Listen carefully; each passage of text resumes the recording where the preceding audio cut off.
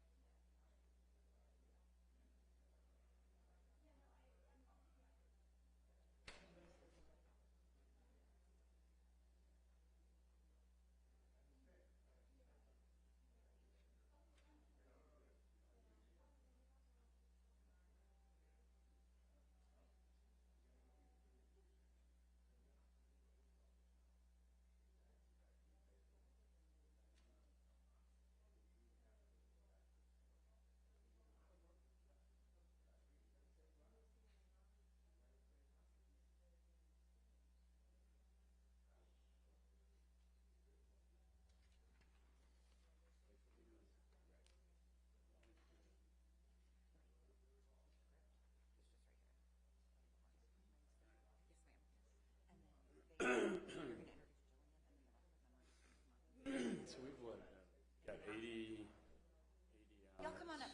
Come on up.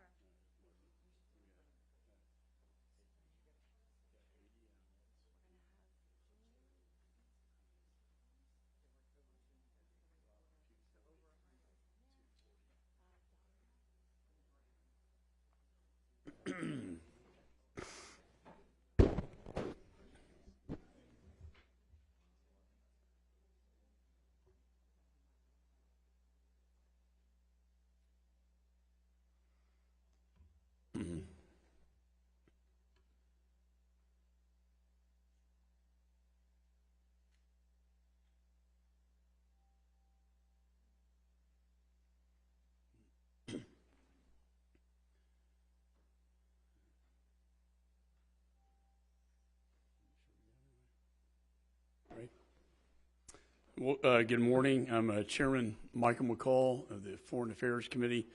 Along with me, Ranking Member Greg Meeks and other members from the committee. We've done this several times to highlight the hostages in Gaza. And it's very sad to see these families whose loved ones are trapped in hell in Gaza, and they can't get out. We were successful in getting 80 of those hostages out, but only 2 Americans. We still have Americans in Gaza that we need to return home. I don't know if some of you saw over the weekend, more videos were released of Hamas taking videotapes of their atrocities, raping women and men. Gruesome videos of tearing a baby out of a pregnant mother's womb. They had tape over her mouth and they were beating her and then literally carving her baby out of her womb and killing the baby. Then they killed her. Raping, multiple rapes of one victim, and the last rapist shot her in the head. This is sick. My dad, fought that war, World War II, against the Nazis, anti-Semitism, and he bombed them, and they defeated them, and we had the Holocaust then, and it is shocking to me that we now have witnessed the largest killing of the Jewish people since the Holocaust, since my father's war in World War II. Never again was a saying. Never again are we going to see this. But here we are in this time and age, and it's happening again. The hatred for the Jewish people, the anti-Semitism. And to those who are for the Palestinians, I say I am too. We want to liberate the Palestinian people from Hamas. Hamas is oppressing the Palestinian people. And until Hamas is gone, the Palestinians will never be free, and we will never have a peaceful Middle East. So I say our goal is the same. It's for the Palestinian people. When we went to Israel, Mr. Meeks and I, Prime Minister Netanyahu told us 2 things. He said, 1, Israel is not going to occupy Gaza, but guess who else is not? Hamas. It will be the Palestinian people governing themselves in Gaza, not Israel and not Hamas. That is the goal. That is our goal. That is our foreign policy objective. And things are getting very tense right now in the Red Sea with commercial vessels being attacked by the Houthi rebels. Hezbollah's rockets are starting to rain in more at a pace that is concerning because we want to contain Hamas in Gaza. We don't want this to escalate in the Middle East. I met with a mother of a son, and in Hebrew, his name was the Son of Light. And I thought that was very appropriate, the Son of Light over darkness, because what we're seeing in Gaza is very dark now. And we have these hostages, these families. Bring them home now. Bring them home. They are in darkness. Literally. in tunnels. I talked to a mother. Her daughter came out, and she said my daughter was in darkness. Like, she hadn't seen the sun in 50 days in a tunnel, and she was in darkness. And they brought her out into the light. We need to provide that light. The light always overcomes the darkness. And I thought that analogy is so true. And we need to bring them home. And yeah, we do need to save the children of Gaza. We need to save all human beings. Hamas is responsible for this. Not Israel, not the Palestinian people. And I think if we get that straight, we can understand what the goal and the end result should be. So, Moses said, let my people go. Let them go. Free them. There's no purpose to terrorize them anymore. Let these hostages go. Let them go and return home to their families. And so with that, I'd like to turn it over to my dear friend, Mr. Greg Meeks, the ranking member of the committee.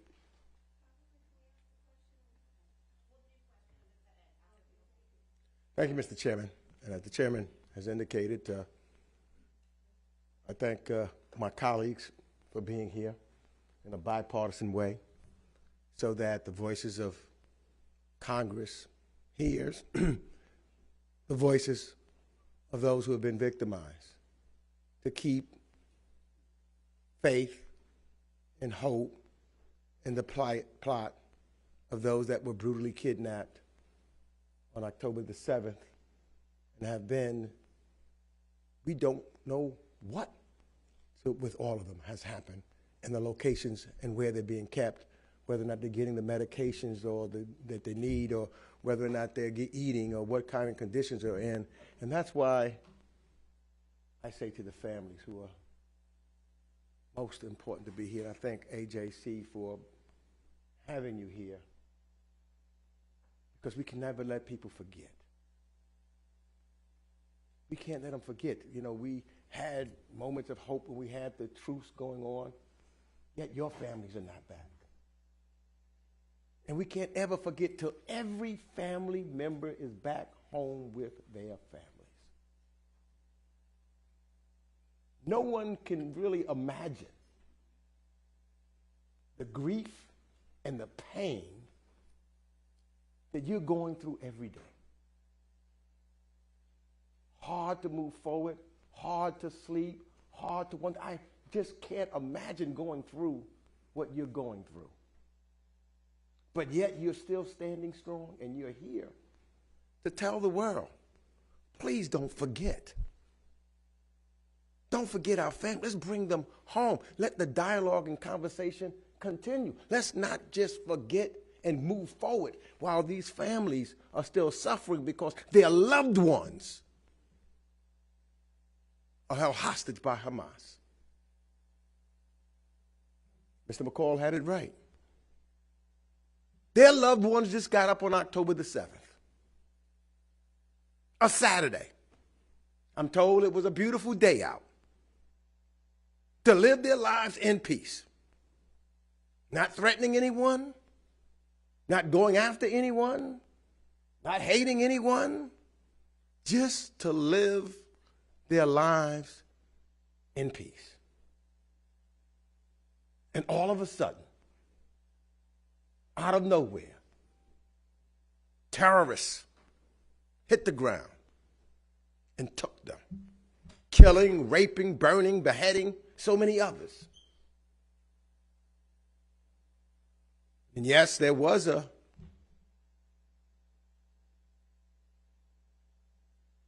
peace, a ceasefire agreement on October the 6th. That ceasefire agreement was broken on October the 7th by Hamas. And so one of the things that we have to ask, because many of us, all of us, want peace. Every life, every single life is important. And we need peace in the Middle East. And many of us have been working hard for a two-state solution for years. But let me just ask you this then. Does Israel have the right to exist? And if you agree with me that Israel has the right to exist, then you have to have a party, if you're negotiating with, that says Israel has the right to exist. And this is what we've got to remember about Hamas. They're the ones that don't want peace. They're the ones that say we got to wipe Israel off the map. They're the ones that say that they don't like and they hate the Jews. They're the ones that are causing the problems that's there. For if they simply said and agreed, and it's too late for them to do that now, because they've got to be held accountable for the atrocity that they've committed. But all they had to do was say, let's figure this out and let's work in peace. Israel has the right to exist. That's how we save all lives and moves forward so that there can be peace in the Middle East.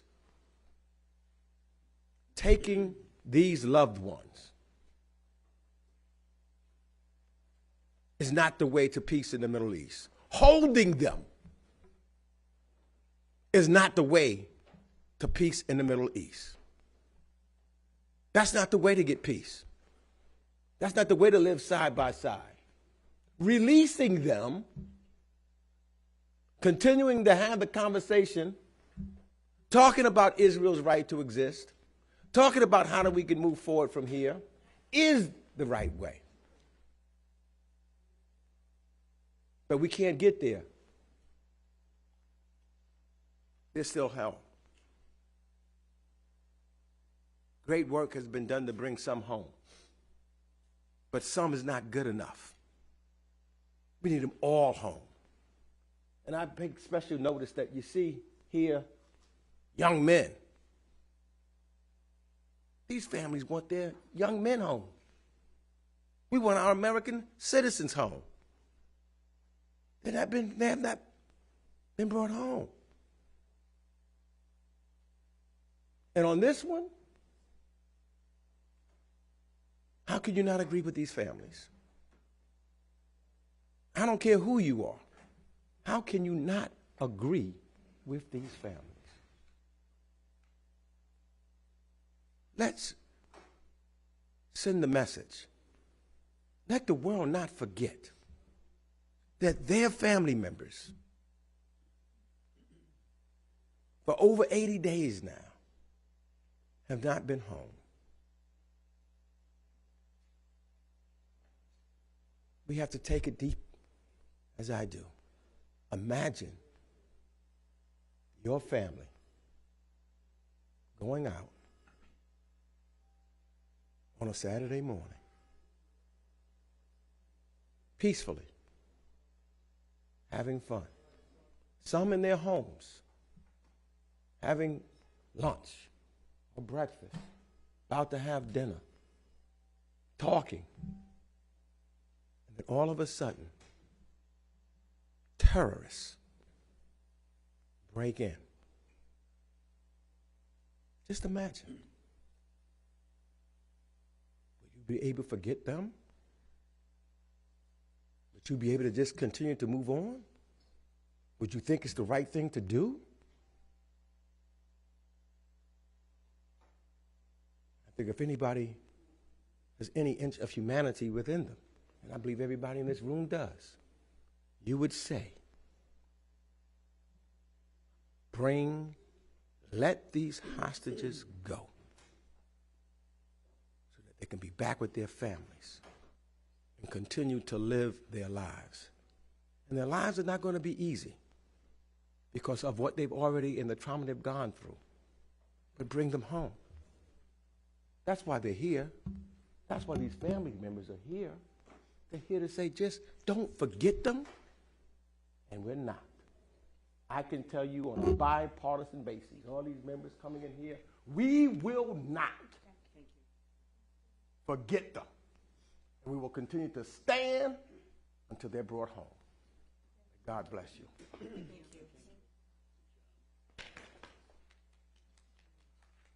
I always admire my partner, my friend Greg, who speaks from the heart. And he's right. We will not forget, ever, until they come home. 2 days from now is December 7th. It'll be 2 months since the horrific attack. It will also be Pearl Harbor Day, when the United States was attacked without warning, just like your loved ones were attacked without warning on October the 7th. We need to bring them home. We need to bring them home now. So we want to hear from the families, family members. And Gili and Kay would like to speak about her stepson, Sagi. Sagi, yeah. Yeah, Thank you. please. Thanks so much. Thank you. Hello, everyone. This is Sagi's father, who just came in, Jonathan. I do just want to thank Congressman. Thank you for your incredibly strong, supportive words, and the American administration has been amazing for us. Sagi is a dual American-Israeli citizen, so he is one of the American hostages that is still in Gaza. And you have to forgive me if I stumble a little bit. My heart breaks every day, and talking about this every day is a new, thank you, sweetheart, is a new sort of impossibility telling the story, but we'll tell the story again. So Sagi is 35 years old. He is the father of 2 beautiful little girls who are 2 and 6. And my daughter-in-law, Avital, is due with their 3rd little girl this week. Sagi and his wife and their children, my stepdaughter and her husband and their children, and of course my husband, lived on kibbutz Nir Oz. And I say lived because the kibbutz doesn't exist anymore. I'm sure you've read the news. Over a quarter of the hostages and the people who were murdered on October 7th were from our kibbutz. And many, many of them are still there. And just this past week, we got horrible news as it dribbled in that 4 different people were dead that we hoped were still alive in Gaza, but were dead. Either their bodies were discovered in Gaza because they had already been killed and taken there, or they died in captivity. So it's been a hard week for us. So a little bit more about Sagi, because I only have a few minutes and I want Jonathan to be able to speak. So on October 7th, that morning, Sagi was on the kibbutz. He woke up very early because that was his way. He was a builder and a tinkerer. He had a love of old buses, actually, and he had done something amazing with his wife. They had created a traveling grocery store out of an old bus that they had taken to some communities that were food deserts.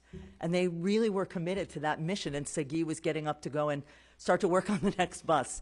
And it was early in the morning, about 6:30, and he was the first person probably to see the terrorists as they were starting to break into the kibbutz. He ran onto a rooftop. He looked and saw that that was going on, and he alerted everyone on the text chain that there were terrorists in the kibbutz and they should go into their safe rooms and lock the door. He ran back to his house. He put Avital and his daughters in the safe room. He rigged the door so that it would lock, because I don't know if it's a fact that many people understand about the safe rooms, so-called. These rooms were created to protect people from rockets, not from terrorists, not from someone coming in to the house, but from rockets. So they don't lock, because to have them locked from the inside is dangerous if there's a hit and something happens. So there was no way to actually be safe in your safe room if someone was coming into your house. So he rigged the door, and he went back outside to fight with us, to do what he could for the kibbutz. And we don't really know, because we really have no eyewitness accounts. And the last time anyone heard from him was at 9:30 in the morning on that morning. We have no word of anything. We know nothing about where he is or how he is. And I'll just say, you know, I'm a stepmother, but I'm a mother. And as the hostages are coming back, and we are all hearing about the conditions that children and women and old people and injured people are living in, it's unfathomable. I don't think any of us sleep anymore. Do you want to say a few words? Yeah, just a couple of words. First of all, thank you. Thank you so much. It's a sight for sore eyes. I flew in, got here about an hour ago from a remote site in Israel where my kibbutz has been relocated, or the community has been relocated because the actual community no longer exists, as Gillian said. And so it's a sight for sore eyes to see a bipartisan group of Congress people after this journey and after the last 60 days. Sagi is one young man of approximately 130 hostages who are still being held. As Gillian mentioned, every day, every moment counts. We know that many of the hostages are injured. We know that they're not receiving proper medical help. We know that the Red Cross has not been allowed into Gaza in order to visit with the hostages. Sagi, like any other young man, wants to see his family grow. He's a builder, he's a creator, and the world will be a much better place with him continuing to create and build for the Jewish and non-Jewish communities in Israel and our neighbors. Thank you for all of your help, and with God's help, all of these 130 will be home soon. Thank you so much. Thank you. I was in the kibbutz Kfar Aza a year ago, and I met the families. I went to this daycare center with these children. They were very happy, although they've been terrorized by rockets on a weekly basis from Gaza, from Hamas, but they were happy. So why do you choose to live here? Well, my family's always lived here. My family's always lived here. It was really sad the morning of October the 7th to get the phone call that entire kibbutz had been massacred. Everyone I met was killed, including the children at the daycare center, in the most grotesque manner, burning them alive, beheading them, and they're all gone. And as you said, your kibbutz, it's gone. It's absolutely gone. This is a reality of terrorism. This is what Hamas does. So next we want to hear from Dalia Polina Kusner, who's going to speak about her brother-in-law, actually two of them, Eitan Horan and Yair Horan as well. Hi, everyone. Before I start, I want to thank you for this opportunity and for having us and for all the support. Thank you. And for all the support and the commitment that you're showing toward us. It's very important. I think that one of the reasons that the U.S. and Israel has such a strong alliance and union is because we're sharing, I think, the most essential values of democracy and the sanctity of life. And unfortunately, you were speaking about the light and the darkness. And unfortunately, this is not something that all the world, these are not values that the rest of the world shares. So I think we should be strengthening and focusing on that. My name is Dalia. I was born in Argentina, but I live in Israel. I hold Argentinian citizenships as the rest of my family. These are my two brothers-in-law. This is Yair, and this is Eitan. It's not me, the person who should have been standing here today in front of you, but my husband, Amos. But since October 7th, he's just lying in bed and heartbroken and defeated and devastated because both his siblings are not here. And there's not much he can do. I think that's one of the hardest things, that they were calling us on this horrible Saturday in the morning, and we heard the news, and we got the messages from them, and our first reaction was, okay, we live in the center of Israel, let's just get in the car and drive there and do something to help. And then we kept on reading the news and watching TV, and we understood that, unfortunately, there's nothing we can do at the moment. I'm here to bring their voice. Many people say that their voice is not being heard right now, and I want to say it's not true. They are being held in the worst place a human being can imagine. They're being held by Hamas, but their voice is the silence that we get from, unfortunately, many countries around the world, and the silence that we cannot hear them, but it is a voice, and I want to bring it here. Until a week ago, we had no news from them. We didn't know whether they're alive, whether they're injured.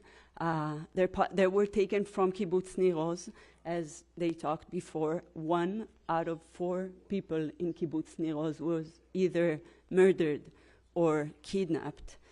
And they were taken from there. And a week ago, we got signs of life. And we were super happy knowing that they're alive and they're not injured, and I don't want to say they're in good health, but at least they're not wounded. And on the same time, we also got those messages from these people who came back, who were telling us about the suffering and the starvation and the psychological terror they're going through, and that they're not getting their medicines, and torture and every other word you can imagine. But they're alive, and since they are alive, and most of the rest of the hostages are still alive, so we need you to understand that every second is critical, and every minute that goes by, their chances to keep on being alive are decreasing, because a human being cannot go through those kind of things. And we're dealing with Hamas, which are, I think, among the worst terrorist organization in the world, and we just don't know what's going to happen to them in any moment. So we need you. I can be standing here for a while talking about them. They're both of them amazing people, just like your, I guess, brother and sisters-in-law and your sons and daughter. They're amazing people who have all their life and all their dreams and everything in front of them. Eitan is an educator, and he's the funniest guy in the room always, and he's a performer, and he sees his life as a mission of making people happier, and that's what he does in every place he goes, and people recall him by the fact. And Yair is the guitar person. He walks around with a guitar, he plays, he makes people sing. He works at the kibbutz as kind of the handyman, so he goes to the elderly people's house and he just talks to them and does things with them, and also fix their houses. He's in charge of all the holidays and the bar, the pub in the kibbutz, and he sees this as a very important mission of bringing people together.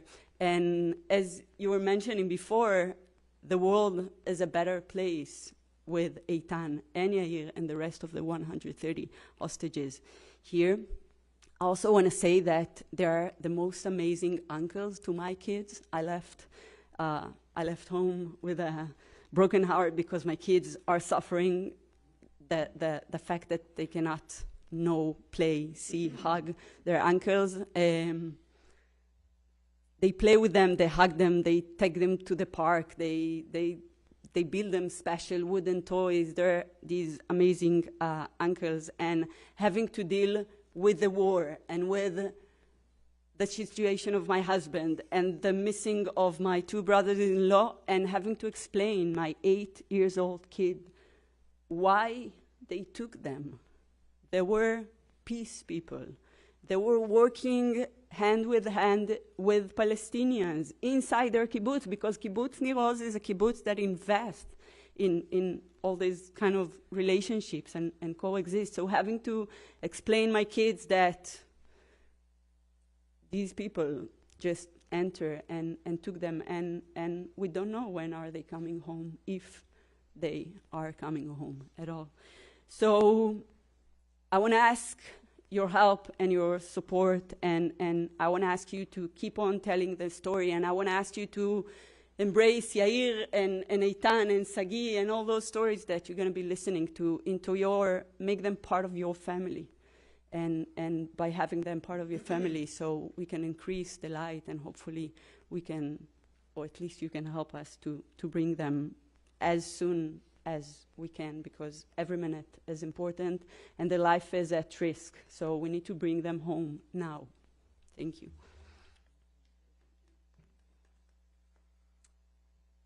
Thank you, Dalia. Next, we have Moshe Lavi to speak about her brother-in-law, Omri Moran. Thank you for all the representatives who are here, and I know the majority of representatives are with us all the time, advocating for our loved ones. My name is Moshe. I'm a proud Israeli. I'm a proud Sephardic Mizrahi Jew, proud Middle Eastern, who seeks only peace in my part of the world. And my very identity, physical and spiritual, was attacked on October 7th, when my entire family was subjugated to terrorism, when my brother-in-law, Omri Moran, was kidnapped from his home in Kibbutz Nachal Oz, about 2.5 miles from the Gaza Strip, when my sister, Lishai, and two baby nieces, Ronnie, who is 2.5 years old, Alma, who is 8 months old now, were in captivity for hours, tortured by Hamas terrorists, Hamas and their accomplices, members of other Palestinian terrorist organizations, and Palestinian civilians who joined them on that dark day. They were tortured for hours, abused, saw their community burned, saw their neighbors being executed. They were grouped within other families and eventually separated when Omri was taken alongside Tzachi Dan and Natalie and Judith Ranan from Nachal Oz. Few others were taken that day. Some were already released, but Omri is still there. I speak here on his behalf because Omri is still in a tunnel, underground, subjugated to additional torture, mental and physical torture, as described by hostages who were released. As of last week, he was alive, but that was for a specific timestamp. More than a week has passed, and we all know that every second in captivity is eternity. Every second in captivity risks Omri's life and the life of all the hostages who remained in the Gaza Strip, subjugated by Hamas and their accomplices. I want to thank the American Congress, the American people, for being with us every day. And I want to say one thing, that this is a humanitarian issue, irrespective of one's political disposition, whether you demonstrate for one side or another, for one cause or another, always attach to it one thing: the release of the hostages, because they're above politics. They have a humanitarian plea, it's our humanitarian plea. So I take this opportunity to speak to those who are not always with us, but should be with us as families of hostages, with us in the plea of in the name of humanitarian, name of humanity and justice. Omri is 46 years old. He's a man, but he's also an amazing son to his father Danny, a loving husband to his wife Lishai, and a devoted father to his two daughters, Ronnie and Alma. He's a psychotherapist. healing other people through his work. He's a gardener in Kibbutz Nahal Oz, healing people through the work of nature.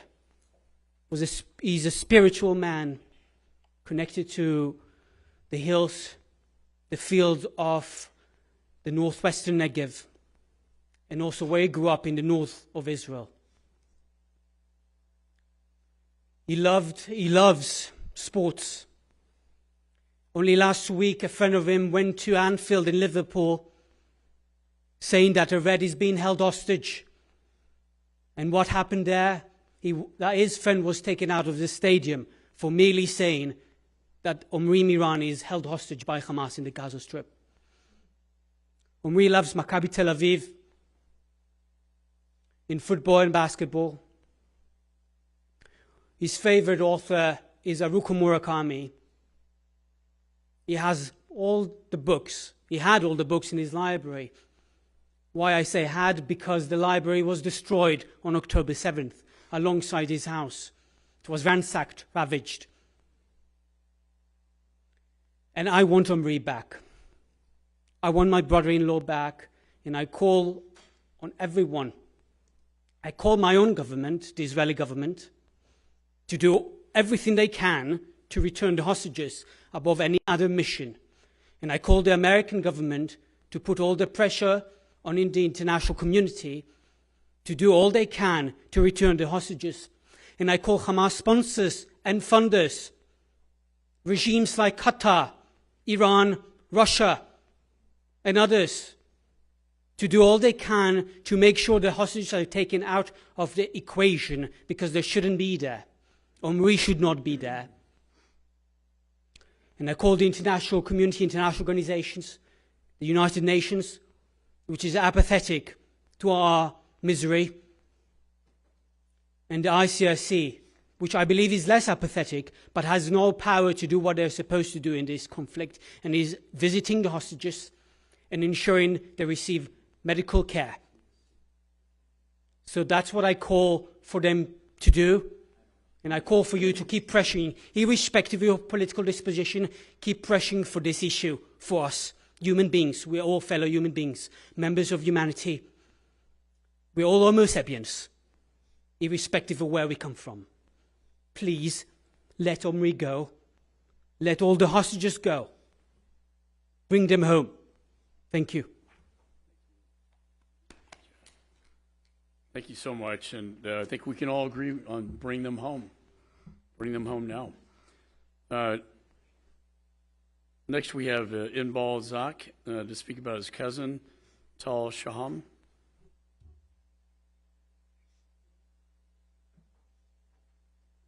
Good afternoon. My name is Inbal. Tal, as you see, is a father and the husband. They all came back a few days ago from the kingdom in Gaza, but Tal is still there. We don't know anything about him. They just came to visit in Kibbutz Be'eri for the holiday. They just came to visit, and they all kidnapped from Be'eri. Adi, his wife, Naveh, Yael, Shoshan, the grandmother, they all taken by the window because they couldn't open the door of the shelter, of the safe room. A few days ago, Yael asked me when I came to visit her in the hospital, when I can play with Daddy. And I say, I don't know, but actually I don't know if he's still alive, because when they took him, they put him in the trunk of the car, and he asked from the Hamas to bring him to the front row. He said, I can't breathe, I don't have air, and you know what? We don't know anything. I just want to say part of the deal with the Hamas was that they are not separating families. So they separated family, but not only my family. All of my friends here, they have, they are someone, brother, sister, husband, friend. Just imagine that it was your family, and it can could happen to you, not only to us in Israel. It could happen every place now. So they are not only my family and my friend's family. This is your family as well. And we're asking you to take care of them and to bring them back home immediately now. Thank you.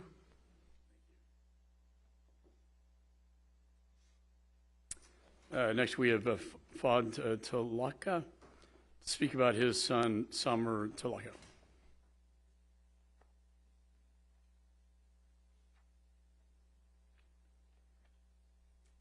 أول شيء قبل ما أبدأ في أي شيء أود أن أشكر كل أعضاء الكونغرس. He says before he'd like to start with anything, he wants to thank all the members of Congress who are in attendance.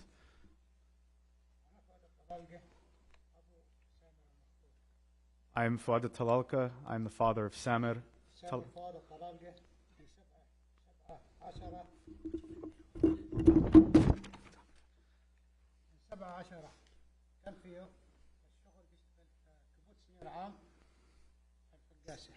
On October 7th, Samer Talalka, his son, was working in the chicken farm in Kibbutz Niram when the attack occurred from Gaza.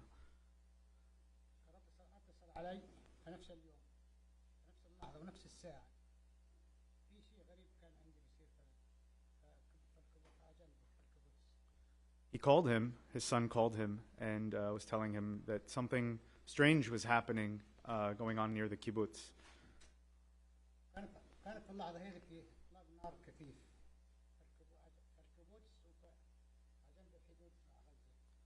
He says that at this time there was heavy rocket fire that was going on the border near the kibbutz coming from the Gaza Strip. At 7:20 a.m., that was the last contact that he had with his son. It was a phone conversation.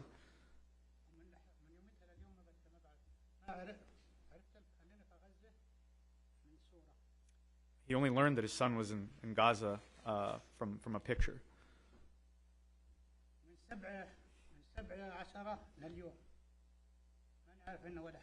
From October 7th until today, he has no news of his son and he knows nothing about what's going on with him.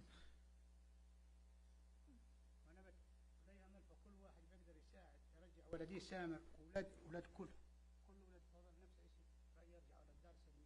says he hopes and he puts his hope in anyone who can bring back his son Samer and the children and loved ones of all the hostage family members. Because they're experiencing the same pain that he's experiencing. He's speaking, so Fuad is from the Bedouin Israeli community, and he's speaking about the impact of the attack on the Bedouin community.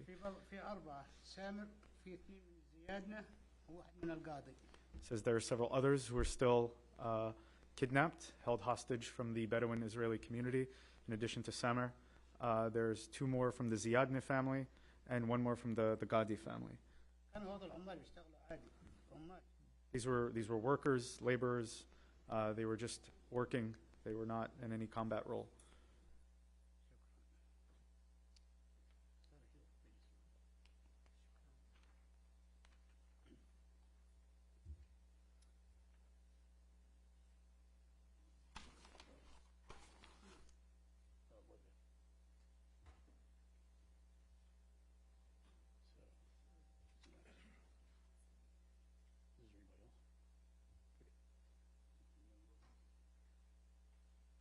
Thank the families for being here and for your powerful testimony about your loved ones. We'll do everything we can within our power to bring them home, and especially the American citizens.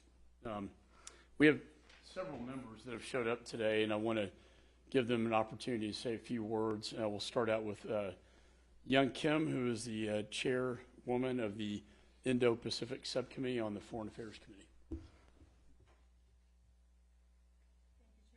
McCaul, Ranking Member Meeks, for holding this press conference and bringing families of the loved ones who are taken hostages right now, whose whereabouts we don't know. And I want to join my colleagues here to add my voice and support in making sure that we amplify our concerns so we can bring everyone home.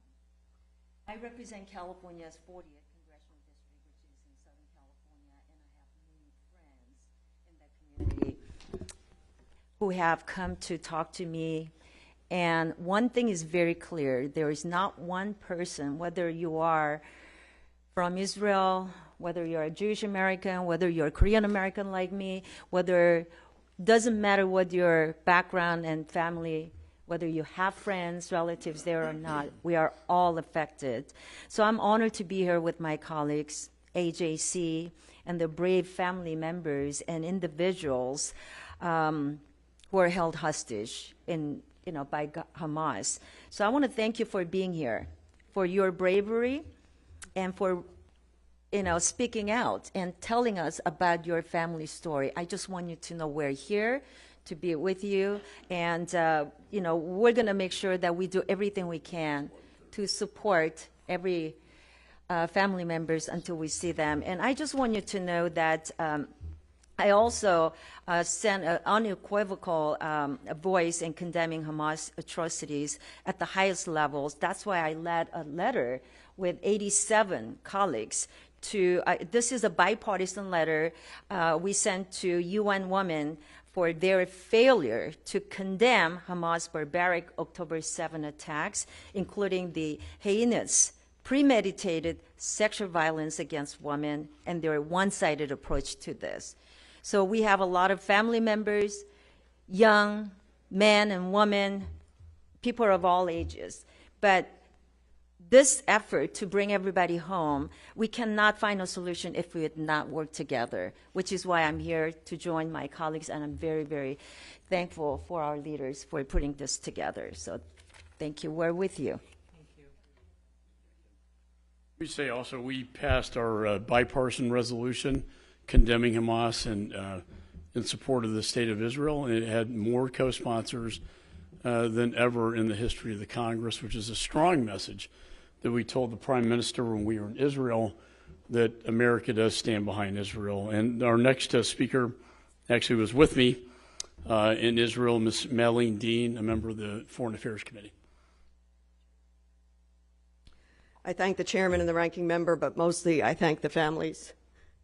Thank you for sharing your stories, your unimaginable pain, and I hope that you know that we stand with you.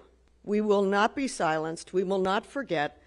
And every one of us, I think we can say, believes that task number one is the return of all the hostages. It must be hostages first. It is staggering to us that the International Red Cross has had such limited ability to understand where and how the hostages are. We all know of the inhumanity of October 7th and the horrific attack by Hamas, the utter inhumanity of it. And I agree with the family members here that this is about our common humanity. Nothing should separate us from that cause, our common humanity. These families have not just suffered, and I'd say just in a very strange way, the taking of their brothers-in-law, their cousins, their sons, their daughters. They've suffered horrific trauma, the brutal attack, the loss of so many of your community members, the loss of children. And so I'll be brief to just say, let's never forget, and let's demand of the world. It is not just the U.S. that will call upon this. The world must call upon the end of the hostages being held. 136 hostages, I believe, remain in Gaza, 119 men, 17 women and children, 10 hostages 75 and older, among them 8 Americans, including all of the beautiful people you just spoke about. We had the opportunity to travel with this committee, and we spoke to the Prime Minister, to the Minister of Defense, of course, and our ambassador, to say, bring the hostages home. It is a question of valuing and lifting up our common humanity. Bring them home now. Thank you. Common humanity. Thank you so much. Next, a member of the Foreign Affairs Committee, Mr. Darrell Issa. Thank you, Mr. Chairman. And, Mr. Meeks, thank you. One of the advantages of serving a long time here and being old enough is that you can focus today's hostages on the hostages of 1979. This is not the first time that Iran has used proxies to take hostages and to flaunt them to the rest of the world. Let there be no doubt, we know who is responsible for funding Hamas, who is responsible for funding Hezbollah, who is responsible for the periodic but systematic taking of hostages that have gone on since the 1970s. I'm going to speak, perhaps, Tom, you spoke as a Sephardic Jew. I speak as someone whose ancestors are from that region, where for hundreds and hundreds of years we coexisted, we lived in a region in peace, because the people behind the scenes wanted that peace. I'm not speaking well of the Ottoman that my grandfather left but I am speaking to the peace that existed, that would exist today, to the people whose loved ones would be back home with them, if not for Iran pulling the trigger with their proxies in order to shell Israel and to take hostages. And so, as my colleagues have all said, it's time for the world to unite behind demanding these hostages be brought home.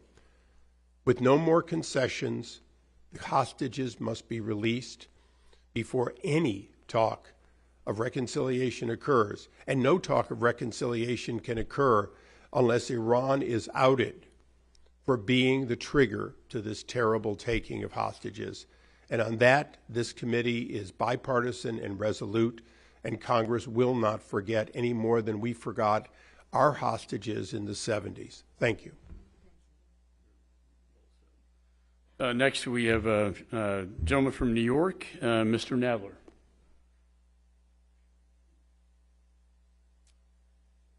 Thank you, Chairman McCaul, Ranking Member Meeks, for calling this assemblage.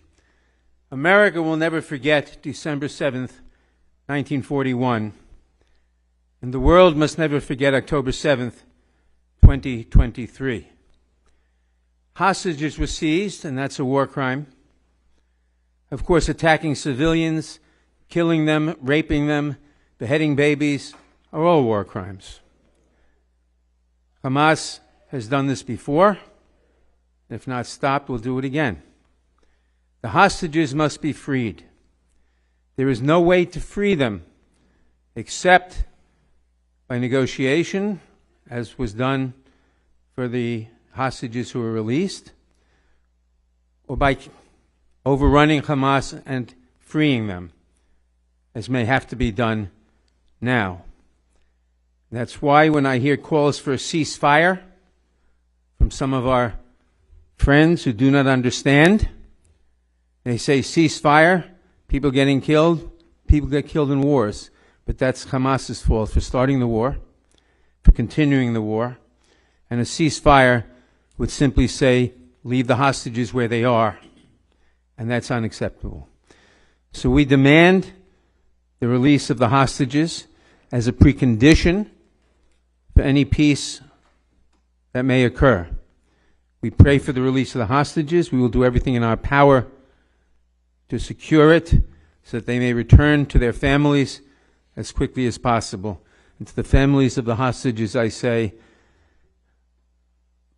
be strong, of good faith, chazak v'yamatz.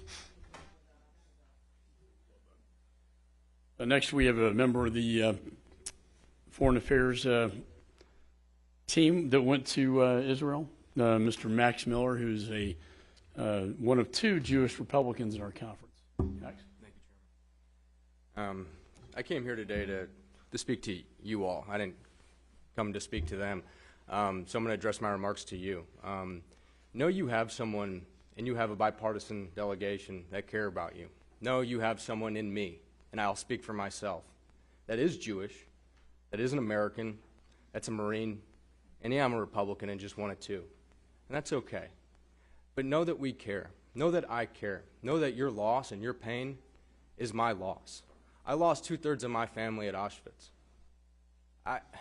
Before we went to Israel, they had that Palestinian protest. And I sat there with the chairman and the ranking member, and I looked at him and I said, is this what my family felt like in Bialystok, Poland before they were ripped out of their homes? Never again means never again. And when I mean that, I mean that. And we will continue to stand up for the hostages. We will continue to stand up for Israel and any Jew, whether they're in Israel or all across this world. And I have made it my mission in Congress to stand up for our people so that you're not scared, okay? Because we have been scared our entire lives. I'm not scared anymore. Do you want to know why? Because I'm standing with my brothers and sisters in front of me, and that's what you are. And we are a team, and we are a family, and there's a reason why Jews always persevere, right? There is. Let's talk about the lighter note, because we always stick together as a family. And the quicker we all realize that we're not enemies and we're all Jews with one single fight ahead to eliminate Hamas and anti-Semitism from the world, we will be a better place, and Hashem knows it. Am Yisrael Chai.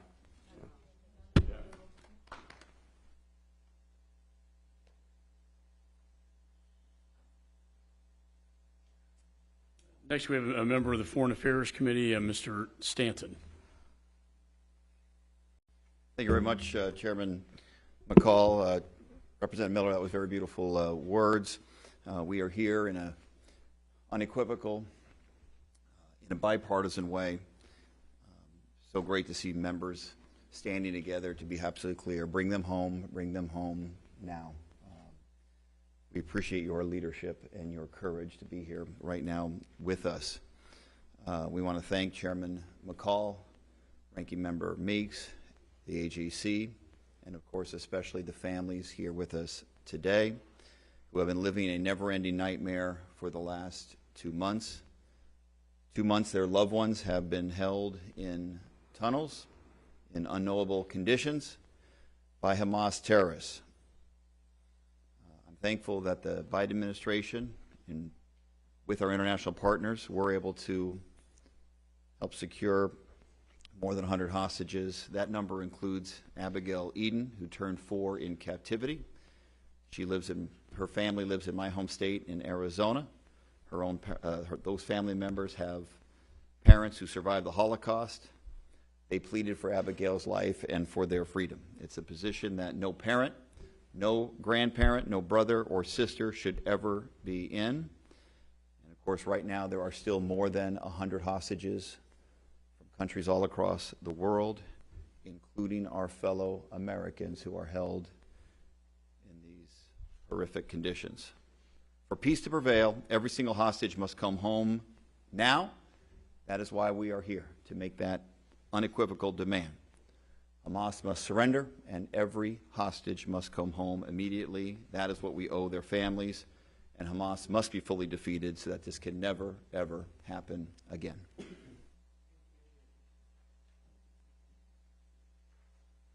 Next, we have a leader of the Jewish community in the Congress, Representative Josh Gottheimer.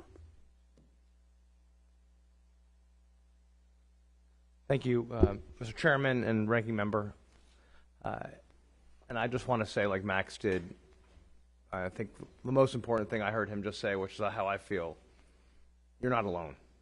And I can't imagine what it's like for you, and none of us can, right? I mean, we've had our experiences with our families, the Holocaust, and I, met my grandparents who escaped the Shoah, but lost all their brothers and sisters. And what I can't imagine is the hole you must wake up with every day. I can't begin to.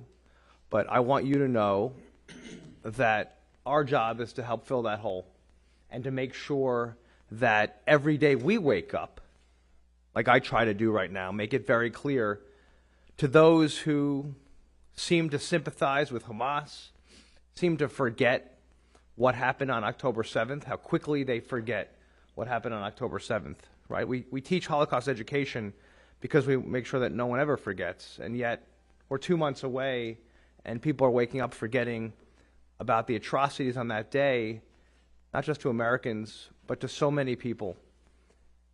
And the fact that people remain hostage now including many Americans, including many Israelis, and people from other countries.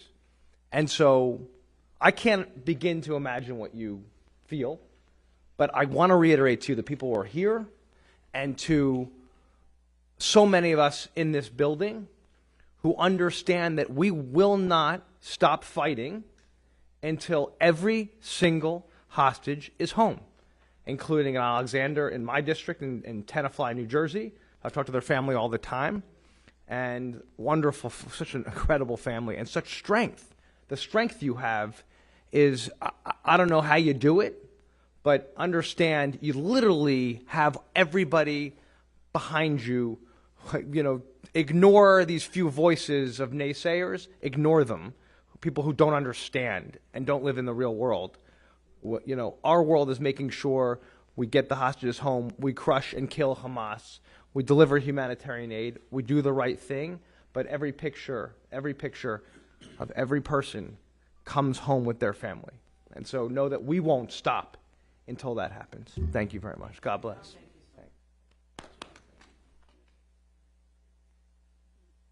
And lastly, we have a gentleman from New York, Mr. Dan Goldman. Thank you, Mr. Chairman. Thank you, Ranking Member Meeks. Thank you all for being here, for being willing to continue to stand up and tell your stories.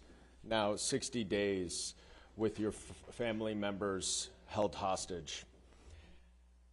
One of the things that is incredibly frustrating that I hear very frequently right now is people excuse Hamas's actions because they say Hamas is a terrorist organization, and therefore, what do you expect? What I expect is for the entire international community to speak out and to put pressure on Hamas through whatever country they have access to or influence over, to tell Hamas that their illegal abduction and hostage-taking and captivity of innocent civilians is not acceptable. We cannot talk about any end to any of the hostilities until the innocent, illegally captured civilians are returned home. And what we are now learning, as some of them, thankfully, have been released, is that the conditions that they are in are horrific. They are not getting daily medication that many need to survive. The State Department has now announced that it believes that part of the reason that Hamas ended the ceasefire is because they would not turn over hostages for fear of what they would say about what has happened to them in captivity. And finally, I will add an additional note, which is not nearly sufficient for the families here, nor is it sufficient for any of us, but is still urgently necessary.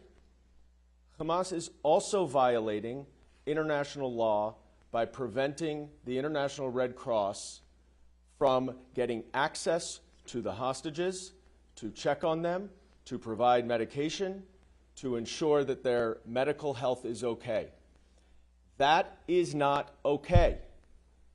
And Qatar and Egypt and Jordan and every single United Nations and every single international organization and country around this world must make it clear that that is not okay, and must ensure that the International Red Cross, pursuant to human rights law, gets access to these hostages to ensure that while they are illegally abducted and while Hamas continues to hold them hostage, that they are at least being kept healthy and given their medication and ensured that they are safe. And we will not stop raising this issue until the hostages are brought home, because we cannot let October 7th die, and we cannot let all of these family members remain there for another day. So thank you all for being here, for telling your story, for lifting up all of your family members. I wish it weren't so necessary for you to do it, But unfortunately it is, and so we're very grateful that you're here. Thank you.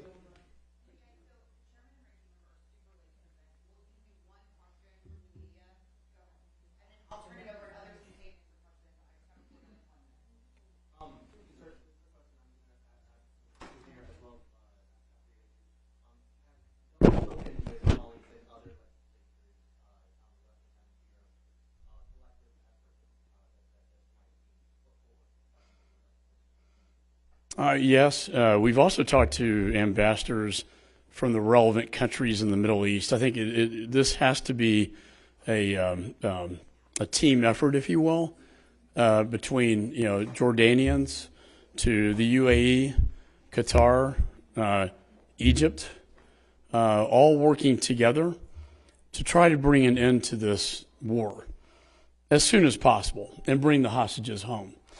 And then the question is, what happens after, when this is over? As the Prime Minister told us and the Minister of Defense, Israel has no intention of occupying Gaza. They don't want Hamas to occupy Gaza. They want the Palestinian people to govern themselves in Gaza along with the West Bank. And I think if anything positive comes out of this tragedy, is that there is going to be, with the king of Saudi Arabia and the crown prince, a very strong effort to bring true peace in the Middle East. I think, if anything, this invasion of Israel by Hamas has highlighted that no more. No more. In fact, I would argue the reason Israel was invaded by Hamas was the fact that the Saudis were getting so close to a normalization agreement with Israel. And it also just happened to be the 50th anniversary of Yom Kippur.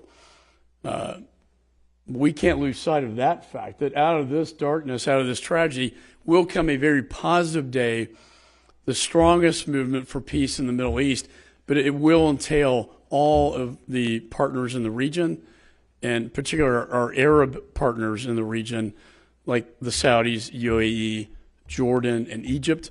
And I know Mr. Meeks has been in touch with our counterparts. I have as well. And I think that if there's any positive thing out of this nightmare, is that good could come out of it. And the lightness will come out of this darkness. Mr. Meeks. I'll associate myself with the remarks of the chairman. I think it should be a global dialogue and conversation. I think your point is exactly right. I know when I talk to individuals, your question was specifically with reference to on the Western Hemisphere. We've got to have that conversation. I do with any and every ambassador that I meet, no matter where they're from. We've got to speak with one voice because this is a humanitarian cause. If you are a human being, if you have any values at all, you should be talking about bringing these hostages home. You should be talking about trying to make sure that there's a true peace in the Middle East. You should be talking about how we can do that. For a long while, I think Mr. McCaul is exactly right. All Hamas was formed for only one reason: to try to destroy Israel. That's not me saying that. Read their manifesto. And so that's why I start with the question is, at the beginning, all of us have to ask ourselves, does Israel have the right to exist? And if you agree with me that Israel has the right to exist, if you agree with me that we need to make sure that there is peace in the Middle East, then whatever country you're coming from, whoever you may be, that should be your driving force. And you should say to Hamas, because that's what the pressure seems to have left, that the world is against you. You can say that to Hezbollah or Iran or anyone who believes that Israel does not have the right to exist. And so, yes, we talk to our ambassadors in that regard. I'll just say this, I've been to Israel a number of times. And when you just walk the streets of Israel, as many of these hostages are right now, who worked with Palestinians, who all they wanted was peace. If you would have talked to, like many of these hostages right now, who said, we have nothing against the Palestinian people. We want to figure out how we can live side by side in peace and freedom and be able to share with one another. But that can't happen if you have one side that says you don't have the right to exist. How can you negotiate peace if someone says you don't have the right to exist? And when you look at what has taken place and what took place on October the 7th, to show the inhumanity of Hamas, number one, they don't care about the Palestinian people. Because if they did, they wouldn't use them as human shields. They don't care about the life of Palestinians. They've said it. They said that's the sacrifice that one has to make to get rid of Israel. So we should all say we want a different world and say to Hamas, no more. And then Mr. McCaul is right. I concur with him on this. Then we all need to come together and work together to make sure that there is no Hamas and we can build a peaceful country that's not headed by Hamas, that's not headed by someone that says Israel doesn't have the right to exist, that's not headed by someone that is full of hate. Do you think Hamas is not full of hate? Look what they did to babies. Look what they did to seniors and continue to do. We need to make sure that Hamas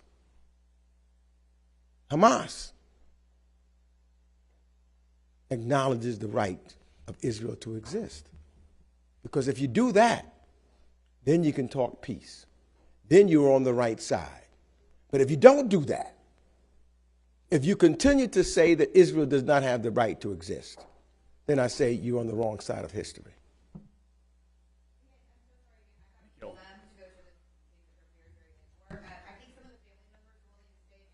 Thank you. We're praying for your loved ones. Thank you for your time.